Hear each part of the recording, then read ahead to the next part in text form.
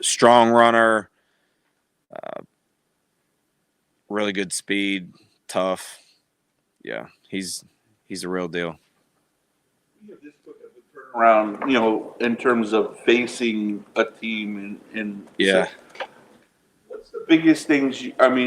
How much change are you looking for? What they did differently in that one game, or is it more building off what you guys did or didn't do in the first matchup? Yeah, so I would say for this game specifically, and having played one team just in between, obviously these games, is the first game was played in a lot different conditions than we're anticipating we're going to get on. It's called way different in all three phases of the game.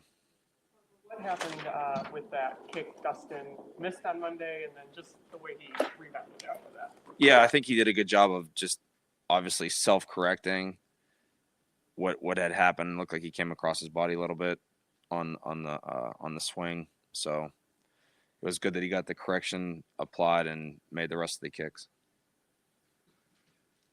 Something that he identified that he has been sort of doing wrong from a technique standpoint this season that he's been working on in particular? I think he's figured it out.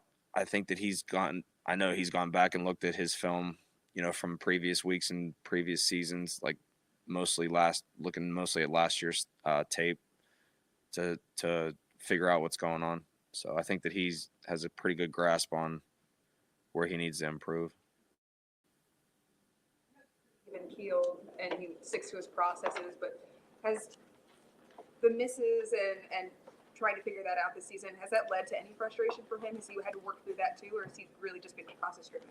No, I think I don't think when you're getting the results that you want, obviously you're going to have some type of frustration. I think he's done a good job of, honing it in and, trying to apply the correction to the next rep.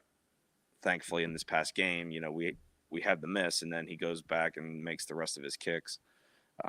But like I said, I mean, any player at any position is going to be frustrated if you're not having a good result.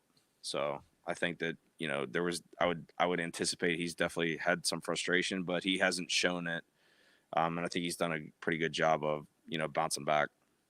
Do you anticipate Kadarius getting some opportunity in the game over these last 5 games?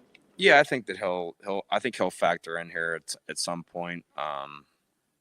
He's done a good job in practice of just trying to, I would say, keep getting consistency in practice, and then hopefully take it to the game at some point. Corey, and just how nice of a job he's done with his placement and just the length and everything this season. Yeah, I thought Corey executed really well this past week in Denver.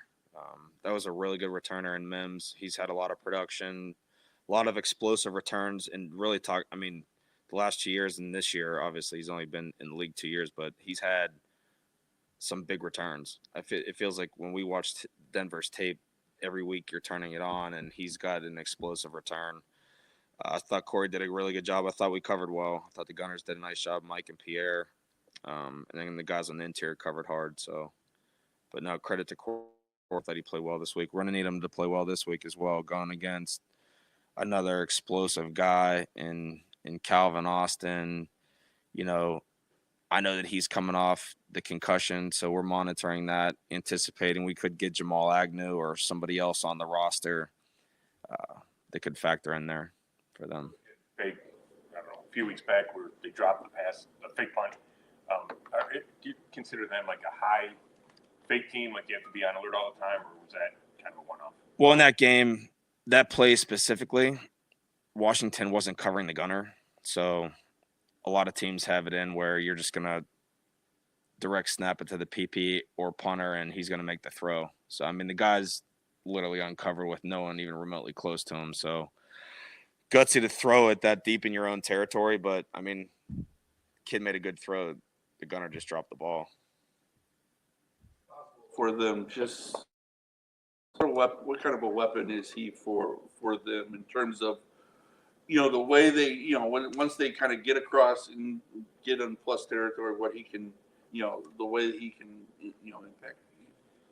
Yeah, Boswell's done a good job in his career. He's had a nice career. It's a tough place to kick. There haven't been, I know at one point in that, being from Pittsburgh just and having followed the Steelers for a long time, there at one point there wasn't a lot of kicks in that stadium that were made over 50 yards, and he's done a really good job this year, obviously hitting a high percentage of his kicks overall, and he's hit a bunch of kicks over 50 this year. But no, he's done a great job for them. And there's been a lot of games where, especially early in the season, where they weren't scoring a lot of touchdowns and a lot of their points were coming off of his foot. So, and they won a few games with, I think, 6 field goals in 2 games, from what I remember. He's a good player. Want to have consistency there. That though, they've reconfigured that one end zone, the closest one. How much of a difference has that made in terms of being able to make the longer kicks and cutting down the wind off the river and everything? I don't know, honestly, as far as like what they've done to that stadium with the renovations, I'm not exactly sure how that has played into it, but I'm sure that it's probably cut some of the wind down if it's been built up that much. I honestly can't remember how it used to look or what it looks like now.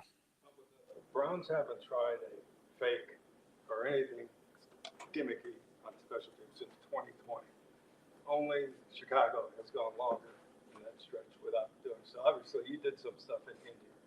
Is the coach traumatized by what happened in that one try? It was a fake punt that Jamie Gillen. No, the punter keep. Yeah. Kevin. No, you'd have to ask him on that. We talk through things every week, so.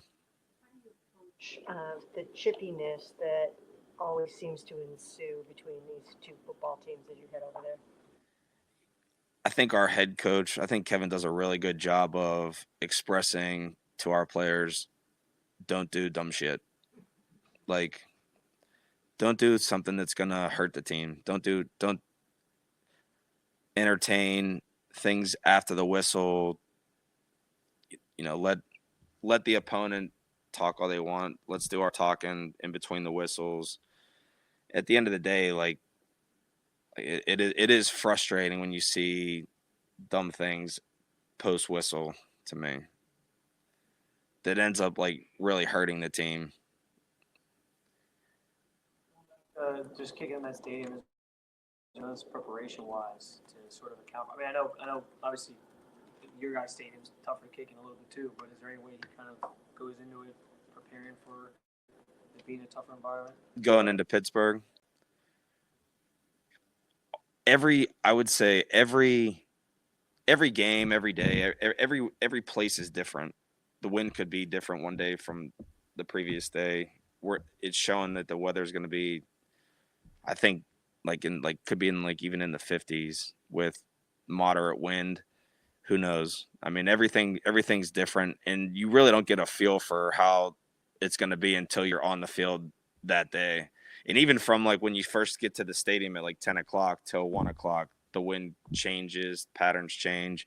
So there's always ongoing communication on the distance, what hash we like better, depending on what the wind's doing, going into different ends of the field. So I think on game day, he'll have a plan on how we're going to attack it.